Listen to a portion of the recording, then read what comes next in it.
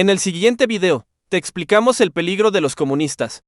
¿Qué tal? ¿Cómo están? Muy buenas noches, les habla Marian de la Fuente. Venezuela, Cuba, Nicaragua, Honduras, todos estos regímenes socialistas, comunistas y los que están además en vías de convertirse siguen a día de hoy adoctrinando peligrosamente a nuestros niños y enamorando a nuestros jóvenes con falsas ideologías desde las mismísimas escuelas y universidades en las que comienzan a sembrar la semilla del comunismo, adoctrinando conciencias y sometiendo voluntades a esas llamadas generaciones de relevo. Porque nada más fácil que entrar en la mente de un pequeño o seducir con mentiras a un joven, contándoles pasajes falsos de lo que venden como justicia social, su apestosa revolución, o convertirse en ídolos e iconos a asesinos cobarde como ese que llena de boinas y de pósters los anaqueles de tiendas y mercados, muy al estilo del Che.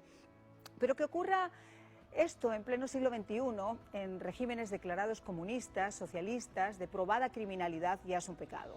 Pero que forme parte de una agenda extremadamente estudiada, financiada e impulsada desde foros socialistas como el de Davos, el de Puebla o el de Brasil, sin que abramos los ojos y tratemos de combatirlo protegiendo a nuestros hijos de estas intoxicaciones en su formación académica y moral, es realmente preocupante.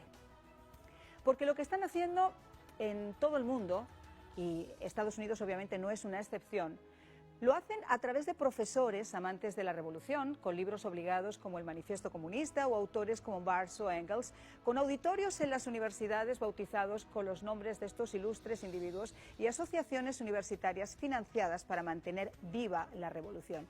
Porque esta ideología caduca solo puede garantizar su supervivencia cambiando la visión del mundo en las mentes de nuestros niños, tratando de tomar control de su educación y alejándonos a nosotros los padres de lo que, lejos de ser una asignatura, son principios y valores morales que nosotros tenemos que darles.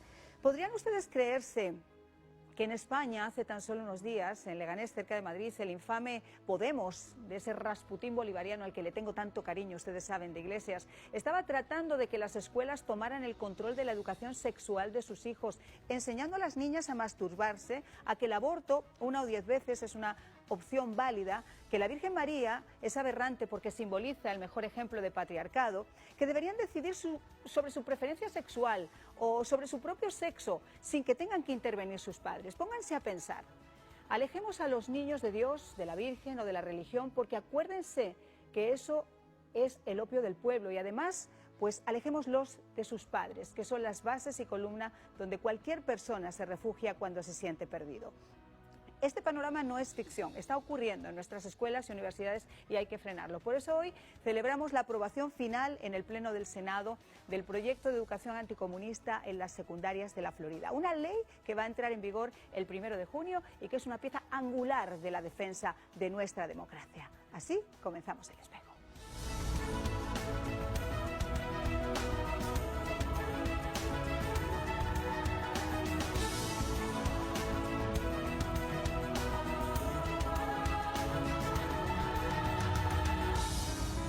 Bueno, pues nuestro espejo esta noche tiene un brillo especial porque tenemos dos invitados de excepción a los que además aprecio muchísimo personalmente. Está Ana María Rodríguez, senadora estatal de la Florida y una de las grandes impulsoras abanderadas de este proyecto de ley. Muchísimas gracias, Ana María, por acompañarnos. Gracias, Marian, por invitarme. Y tenemos a otro querido amigo, Benjamín de Jure, presidente de Teaching Anti-Communism in America, del profesor. Van a enseñarnos anticomunismo en las escuelas de las Américas. Y este señor que está acá, que lo vamos a hablar después, fue el impulsor a través de una columna en un diario de lo que ha dado pie todo esto. Pero vamos a comenzar con Ana María, porque obviamente, como yo decía, ella ha sido una de las grandes abanderadas de este proyecto. Además, ha sido una de las abanderadas del día 7 de noviembre, que se celebra el Día de las Víctimas del Comunismo. ¿En qué consiste esta ley? ¿De qué estamos hablando, Ana María? Bueno, Marian, el proyecto de ley que pasamos en la Cámara Plena del Senado esta semana tiene que ver con la educación cívica y lo que es enseñarle a los niños la diferencia entre el gobierno americano, la democracia, y lo que es los gobiernos totalitarios, empezando con el comunismo y bueno, usando diferentes ejemplos de gobiernos que han fracasado dentro de este ámbito, hablando de Cuba, Venezuela, Rusia, etcétera. Y para que los niños aprendan cuáles son los peligros del comunismo. Y realmente me siento muy orgullosa de haberlo pasado en el Senado.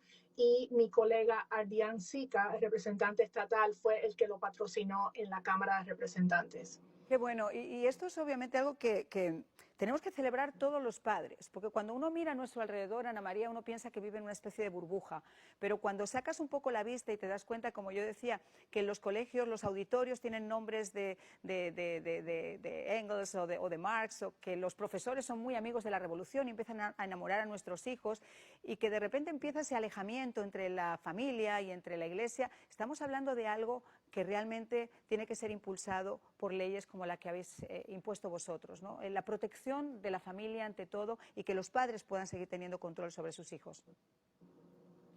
Así es, Marian.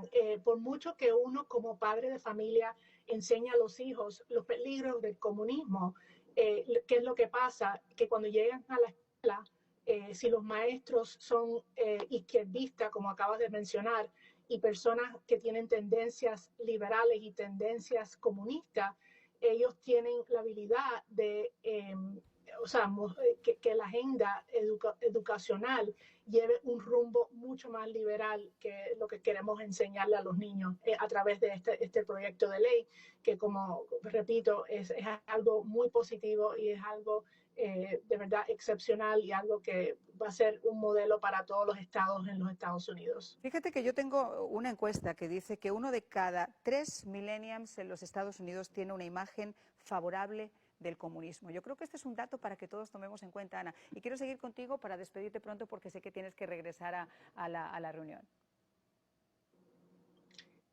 Sí, Marian, es increíble la cantidad de personas, o sea, que han pedido este tipo de proyecto de ley, empezando con tu otro invitado, Benjamín de Yurre, que me ha apoyado muchísimo a través de su organización. Y hasta en Washington hay una organización que se llama Victims of Communism, que han venido a Tallahassee para abogar por este proyecto de ley. Así que esto es algo que realmente yo sé que va a ser un éxito total. Y yo sé que cuando ya esté implementado va a tener reverberaciones no solamente en la Florida, pero en todos los Estados Unidos. Y yo creo que va a ser algo que va a cambiar el rumbo de las futuras generaciones con respecto a sus ideologías y su romanticismo con el socialismo y con el comunismo. Muchísimas gracias, Ana María. No te robamos más tiempo. Ha sido un placer tenerte como siempre con nosotros. Y nosotros nos vamos a quedar en el estudio con Benjamín, porque este dato que yo estaba dando, 1 de cada 3 millennials tienen una visión favorable del comunismo. Y eso está ocurriendo aquí, en los Estados Unidos. ¿Qué importancia es enseñarles desde la escuela lo que verdaderamente es el comunismo? Yo creo que, primero que todo, gracias por la invitación, Marian. Es un honor estar contigo aquí. Un placer. Y en este programa tan visto, con tanta sintonía. Realmente sí, mira, es un problema grandísimo, con un 33% de los milenios, como tú dices. Esas son cifras reales. Ellos ven en lo que es el izquierdismo, lo que es el comunismo, están viendo tal vez una salvación, ¿no? Están viendo como que es algo muy interesante y hacen una analogía tal vez con los Países Bajos. Estamos hablando de Dinamarca, Noruega, Finlandia, etcétera, ¿no? Creen que son un fenómeno y cada uno de esos países son monarquías constitucionales. Por supuesto, y no son comunistas, claro no es no. comunismo, pero y tienen sus defectos cada uno de ellos. O sea que no es perfecto, ni mucho menos, ninguna de esas cosas. Y entonces están haciendo una analogía, creen que aquí en los Estados Unidos sucederá algo parecido o similar.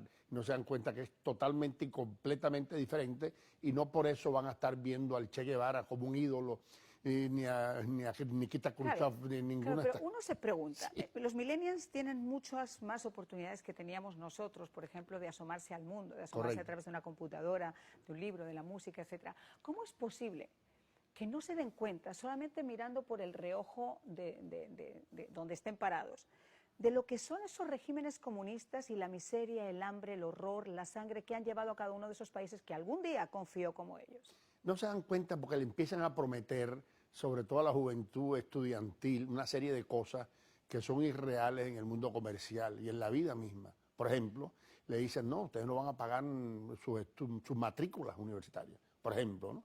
Y los libros van a salir gratis, simplemente la educación va a ser gratuita por completo y una serie de promesas que le hacen que a la hora de la verdad, pues ni son verdad, ni el país la puede resistir en, digamos, en el déficit fiscal que en este momento tiene que estar elevado.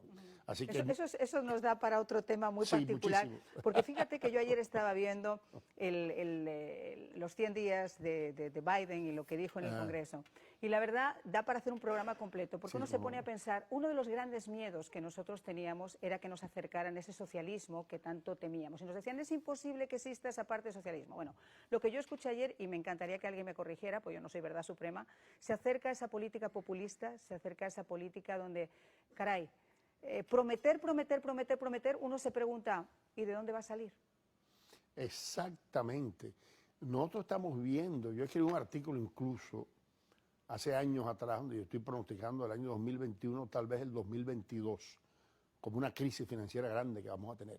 ¿Por qué? Porque cuando tú gastas mucho más de lo que produces, inevitablemente esto tiene un techo.